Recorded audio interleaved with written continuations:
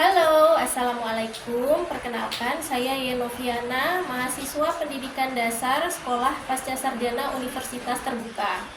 Pada kesempatan kali ini, saya akan memaparkan jawaban dari tugas pertama saya di mata kuliah Studi Komparatif Pendidikan Dasar di berbagai negara.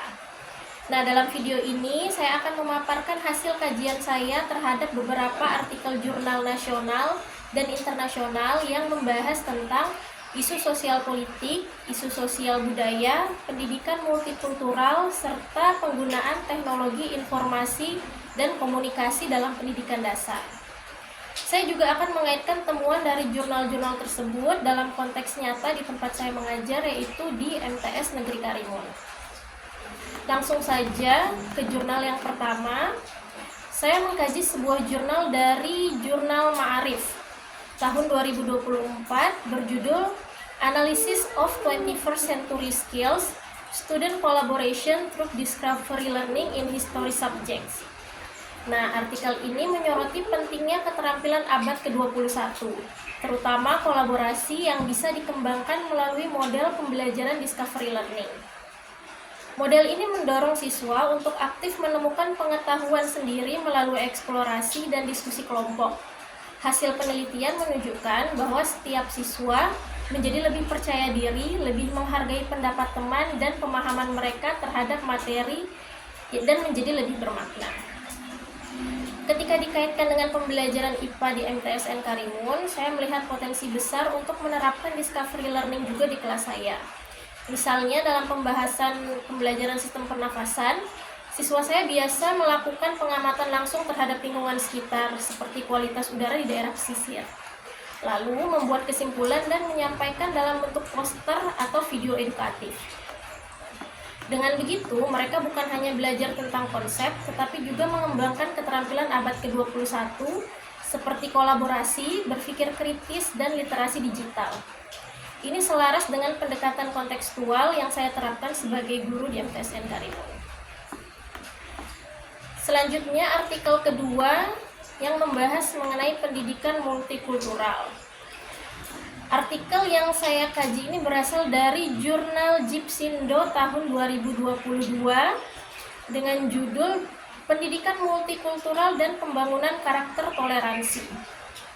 Artikel ini menjelaskan bagaimana pendidikan multikultural dapat membentuk karakter toleran dan menghargai perbedaan. Pendidikan multikultural bukan hanya tentang keberagaman etnis atau budaya, tapi juga tentang menanamkan nilai-nilai seperti empati, gotong royong, dan keadilan sosial. Kondisi ini juga sangat relevan dengan yang terjadi di MTSN Karimun. Kami memiliki siswa dari latar belakang keluarga yang beragam, dari nelayan, buruh pelabuhan, pedagang, petani, dan sebagainya. Meskipun mayoritas muslim karena kami madrasah, tetapi perbedaan budaya tetap terasa.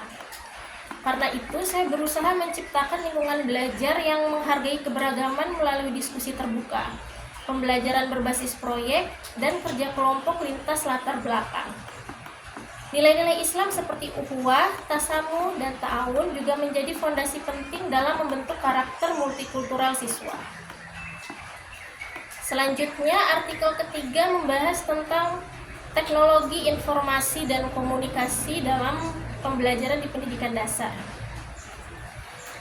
Artikel dengan tema ini saya kaji melalui Jurnal Edukasia tahun 2023 dengan judul Pentingnya Penggunaan Teknologi Informasi dan Komunikasi dalam Menunjang Pembelajaran Sekolah Dasar.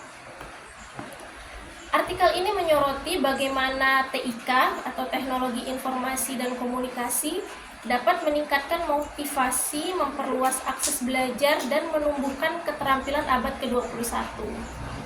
Namun, tantangan utama yang dihadapi adalah keterbatasan infrastruktur dan kompetensi digital guru.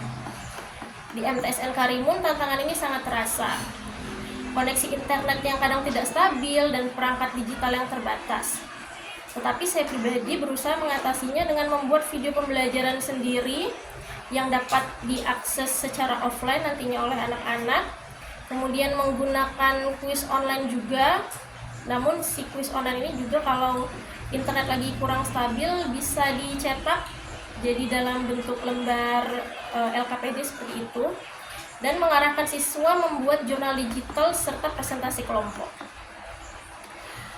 Saya percaya bahwa kreativitas guru adalah kunci. Maka dari itu, pelatihan guru yang berkelanjutan dan dukungan dari berbagai pihak sangat penting agar TIK ini benar-benar bisa dimanfaatkan secara optimal, terutama di wilayah seperti kami yang berada di daerah kepulauan.